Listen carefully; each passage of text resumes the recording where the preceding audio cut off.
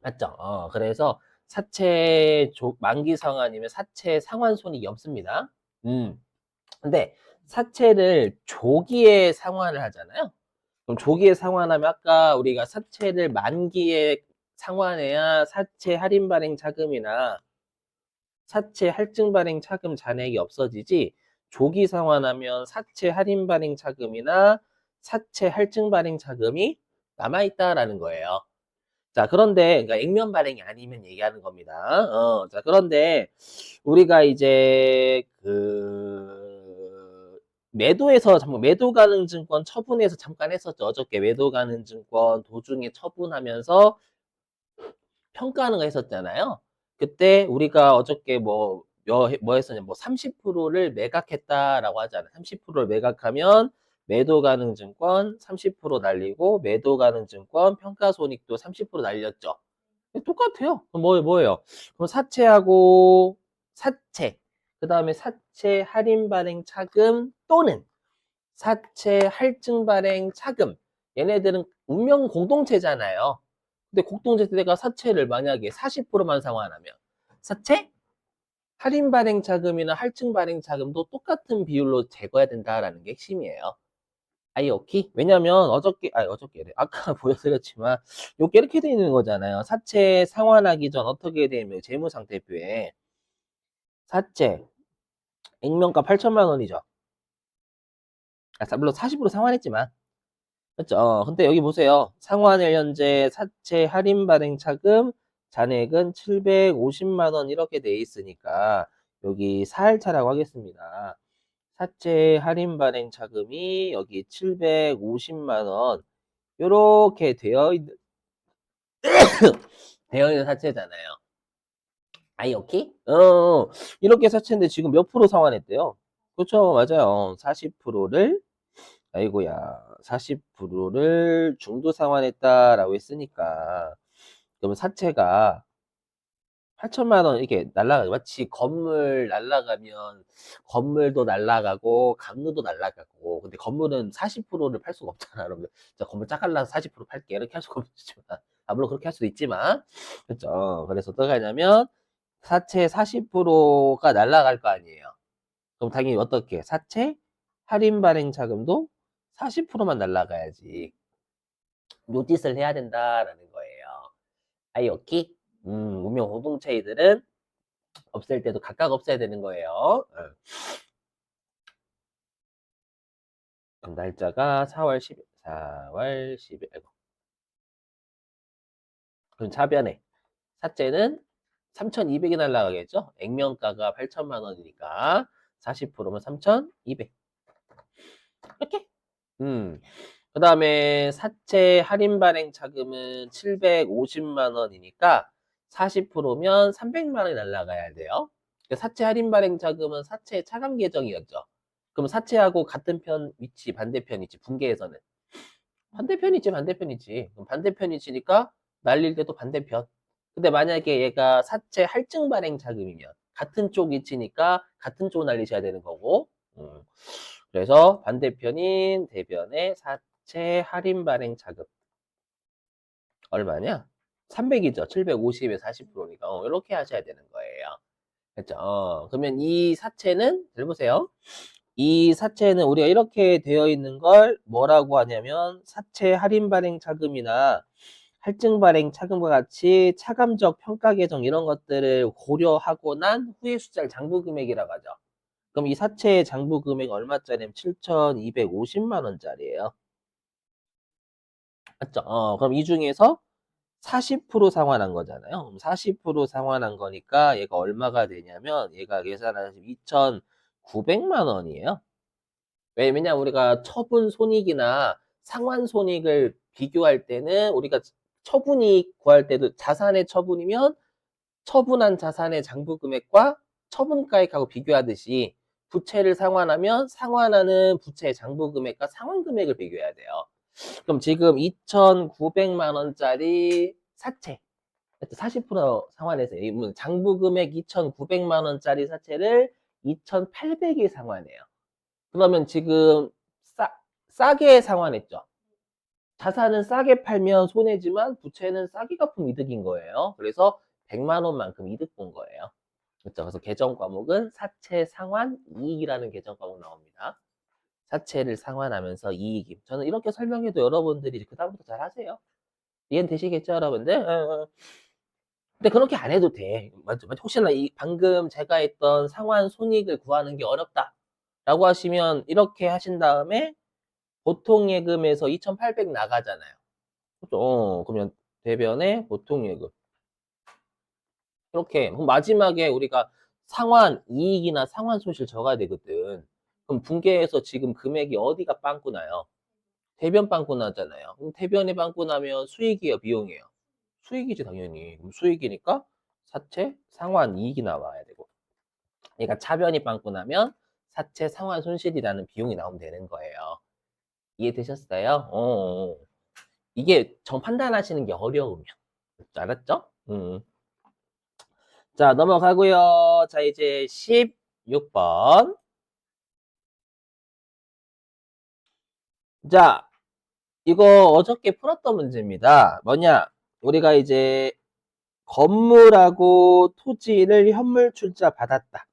요 현물 출자가 물건, 주식 발행하면서 물건 받는 거 얘기하는 거죠.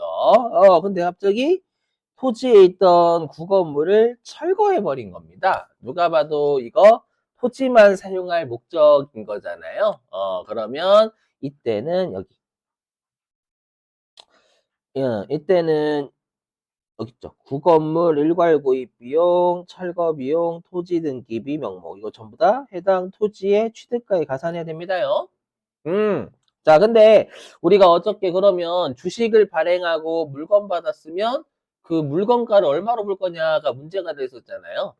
맞죠? 물건가는 현물 출자니까 물건의 시가예요. 근데 물건의 시가를 알 수 없으면 그냥 주식의 시가로 한다라고 했죠. 취득가를. 그죠? 그래서 여기 나와 있는 거예요. 토지 및 건물은 원래 얘 현물 출자니까 토지 및 건물의 시가를 취득원가로 써야 되는데 맞죠? 써야 되는데 그냥 지금은 주식의 공정가치와 동일하다라고 했으니까 주식의 시가 쓰라라는 거예요. 그럼 주식의 시가면 만 주에다가 한 주당 7,000원을 발행을 했잖아요. 맞죠? 그러면 7천만 원짜리로 보세요라는 겁니다. 여기? 그러면 분기 어떻게? 대변에 주식 발행했으니까 자본금 늘죠? 발행 주식수 곱하기 액면가. 한 주당 5,000원. 그쵸? 근데 이거 전부 다 토지만 돼야지. 만주 곱하기 한 주당 7,000원. 네, 여기에 800만 원 더 얹으셔야 되는 거고. 됐죠? 그 다음에 이제 보통 예금에서 우리가 알 수 있는 게 800만 원 나갔고. 그죠? 그래서 우리가 발행하는 주식, 현물 출자든, 현금 출자든, 다 발행한 주식의 액면가액과 시가와의 차액을 우리가 주식 액면가액을 초과해서 우리가 발행한 주식 있잖아요. 시가와의 차익을 주식 발행 초과금, 그렇죠? 주식을 발행해서 액면가액을 초과한 금액. 그럼 주식 주발 초과? 주발 초과 할게요. 주식 발행 초과금은 만주 곱하기 2,000원. 근데 조심하실 것. 뭘 조심?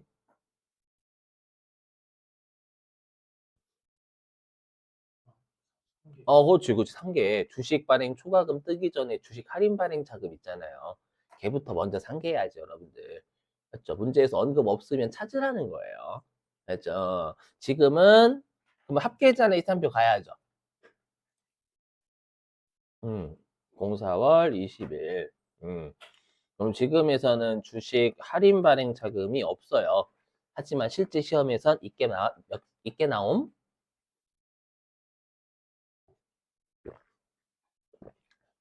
이거 조심해야 돼요. 알죠? 음, 다행히 없네요. 없으니까 전부 다 주발초 잡으면 되겠죠, 여러분들? 그래서 여기에다가 주식 발행 초과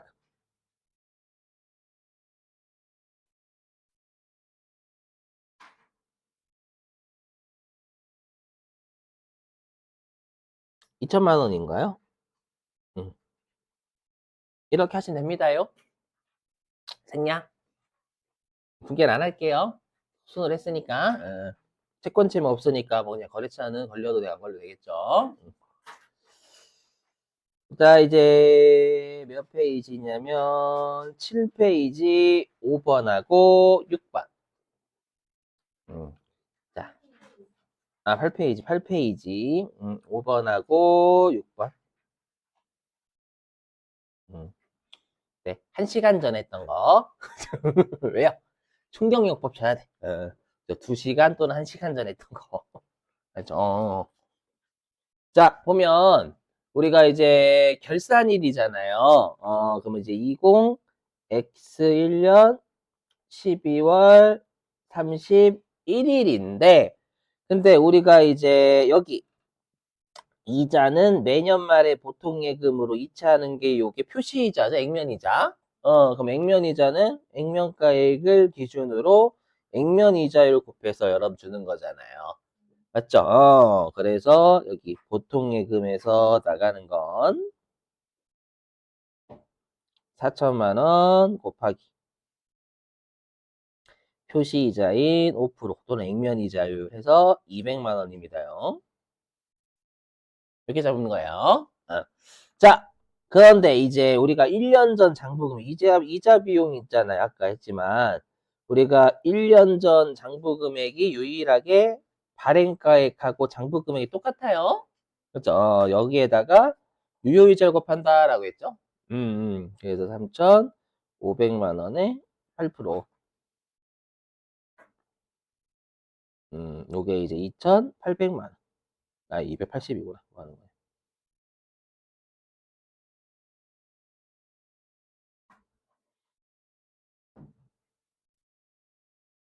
이렇게 맞죠? 280. 자, 그러면 우리가 이제 나머지는 사채 할인, 그러니까 나머지는 여러분들이 할인 발행이면 사채 할인 발행 차금 적으시면 되는 거고, 할증 발행이면 사채 할증 발행 차금 적으시면 돼요. 굳이 하자면 이거잖아요. 우리가 이제 시장에서 요구한 이자는 8%야. 근데 우리 회사는 5%밖에 안 줘. 그렇죠? 그러면 이제 보상을 해주기 위해서 4천만 원짜리 주식을 4천만 원짜리 사채를 3,500을 투자한 거, 3,500을 빌린 거예요. 그렇죠? 그러면 차이 나는 건 어떻게 했을까요? 500만 원만큼은 우리가 예, 투자 수익률 시장 이자만큼 보장해줘야 되니까 3%의 수익을 보상해줘야 되잖아요. 그렇죠? 그래서 3,500만 원을 X1년 1월 1일 날 빌리고 나중에 4천만 원 갚게 된 건 시장보다 덜 지급하는 이자죠. 아까 할인말. 시장보다 덜 지급하는 이자의 현재 가치만큼은 우리가 만기가 될 때까지 부채를 늘려나가면서 갚을게. 그렇죠. 근데 어떻게 이미 우리가 사채는 발행할 때 액면가액으로 적으니까 이미 맞죠. 그래서 사채 차감 계정인 사채 할인 발행 차금이 우리가 시장보다 덜 지급하는 이자 현재 가치였잖아요. 그렇죠. 그게 이제 계속 줄었죠. 줄었으니까 사채 할인 발행 자금을 우리가 일부 감소. 거기에 사채 할인 발행 자금 상각액이었어요. 그렇죠. 그럼 사채 할인 발행 자금은 어디 태생? 사채 차감 계정, 부채 차감 계정이니까 차변 태생이에요. 그럼 차변 태생인을 까니까 대변으로 까야지. 그지. 이걸 꼭 외우셔야 돼요, 여러분들. 이것만 잘 외우시면 사채는 그냥 시간도 안 걸려요. 얼마나 행복해. 이렇게 읽으시면 되는 거예요. 이렇게 넘어가도 되겠죠? 12월 31일 날. 음. 자, 다음 6번. 자, 6번은 요거죠. 당사가 올해 연도 1월 1일에 액면 금액이 100만 원인 은하가 발행한 채권. 은하가 발행한 채권은 사채지 뭐. 그죠? 얘를요, 888584의 만기 보유 목적으로 구매했대요. 그러면 요 888584가 은하의 발행가액이겠지, 발행가액. 그죠? 은하는 발행가액이고 난 취득가액이잖아요. 근데 어차피 사채 발행자와 사채 취득자는 네, 장부 금액과 이자가 똑같죠? 그치? 응. 하면 2000X1년 12월 31일자 입장에서 똑같은 무게 그러면 되는 거잖아요. 뭐 여기 표시이자는 매년 말 현금 수령. 그럼 표시이자는 어떻게? 액면금액 기준으로? 그렇죠. 표시이자 곱한 거잖아요. 맞죠? 요게 이제 표시이자임. 그래서 100만 원. 그러니까 은하가 주는 현금 이자가 내가 받는 현금 이자가 되지. 상대방이 주는 현금 이자가 내가 받는 현금 이자. 그렇죠? 그럼 액면금액 곱하기 표시이자율 또는 액면이자율. 음. 자, 그리고 상대방의 이자 비용이 나의 이자 수익이잖아요. 근데 우리 아까 이자 비용 1년 전 장부 금액에 유효이자율 또는 시장이자율 곱하는데, 나는 이제 이자 수익이죠. 채권자니까. 그러면 우리가 사채 장부 금액, 1년 전 장부 금액이 888584잖아요.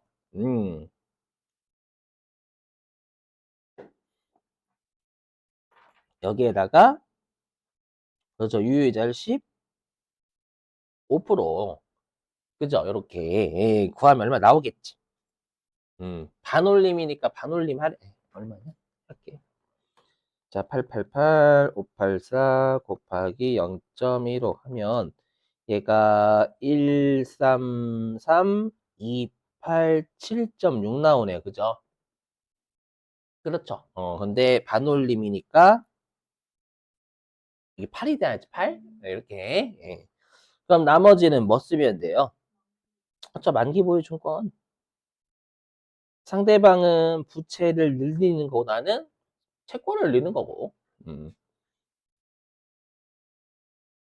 나머지 금액 33,288 이렇게 적으시면 돼요. 그리고 만기 보유 증권은 채권이니까 거래처 거셔야 돼. 채권. 이때는 채권이잖아. 음. 채권이니까 은하 거셔야 되고. 그 다음에 181번 거셔야 됩니다. 그렇죠? 이거에 여러분들 혹시 그 기억나실지 모르겠지만 우리 단기 매매 증권에서 매도 가능 증권 또는 만기 보유 증권 또는 만기 보유 증권이나 매도 가능 증권에서 단기 매매 증권으로 재분류 원칙적으로 돼야 안 돼요. 안 배워요? 안 돼요. 왜? 단기 매매 증권은 취득할 때 수수료 뭐로 처리해? 단기 매매 증권 취득할 때 수수료 비용 처리하잖아요. 그 다음에 단기 매매 증권은 공정가치 변동을 영업의 손익으로 처리한단 말이에요. 그럼 단기 매매 증권으로 되는 순간 손익계산서의 손익을 회사가 임의대로 마음대로 할 수가 있어요. 그럼 우기면 돼요. 저 단기 시세 차익 얻을 목적이었거든요. 이렇게 우기면 되는 거잖아요. 맞죠? 그래서 왔다 갔다 하는 건 원칙적으로 안 돼. 회사가 마음대로 손익계산서의 손익을 조정할 수 있으니까. 맞죠? 다만 이때는 가능하죠. 여러분 배우셨던 뭐 단기 매매 증권이 시장성 상실했을 때 이쁜 말로는 시장성 상실. 단기 매매 증권 시장 상실했다. 내가 단타 치러 들어갔다. 어떤 사람이 정보를 줬어. 단타 치러 들어감. 시장성 상실, 상장 폐지됨. 강제적으로 장기 투자자가 됨. 그걸 아름다운 용어로 따로 설명하고 있는 거예요. 진짜 여러분들. 단기 매매 증권 시장 상실, 상장 폐지됐어. 눈물이 앞에 가야지만 휴지 조각이 다시 비상할 날을 기다리며. 그죠? 상장될 수 있단 말이에요. KG 모빌리티 그랬단 말이에요. 쌍용차가. 맞죠? 폐지됐다가 다시 부활했잖아요. 또 인수해가지고. 그날 기다리면 강제적 장기 투자자 됐다가 그 뜻이에요. 매도 가능 증권으로 재분류할 수 있다고. 이제 그거 빼고는 안 돼. 원칙이. 왔다 갔다 안 된단 말이야. 단기 매 증권으로. 근데 이럴 수 있잖아. 내가 원래는 만기까지 보유할 목적이었어. 만기까지 보유할 목적이었는데 1년 이내에 채권 있잖아요. 1년 이내에 내가 판매할 목적으로 시세차익 얻을 목적 바뀔 수도 있는 거고 아니면 만기가 5년짜리 사채였는데 4년이 넘어버린 거야. 그럼 유동자산으로 분류해야 될 거 아니에요. 근데 투자자산의 만기 보유증권에서 유동자산의 단기 매매증권 재분류가 안 된다고. 손익 조작이 일어나니까. 그럼 그럴 땐 유동자산의 만기 보유증권의 계정권 별도로 있다라는 거예요. 그게 124번이에요. 했죠. 그래서 말 문제는 대비하셔야 돼. 만기 보유증권은 유동자산이나 투자자산으로 분류할 수 있는 맞는 말이에요. 유동자산으로 분류 가능. 그렇죠. 매도 가능 증권도 마찬가지고. 장기 투자였다가 단기 투자면 단기 매매 증권 재분류 안 되니까 투자 자산에 매도 가는 증권에서 유동 자산에 매도 가는 증권이 있단 말이에요. 123번인 거고. 아이 오케이? 그럼 말 문제만 실기는 그런 거 아니에요. 아셨죠? 자, 됐어요, 여러분들.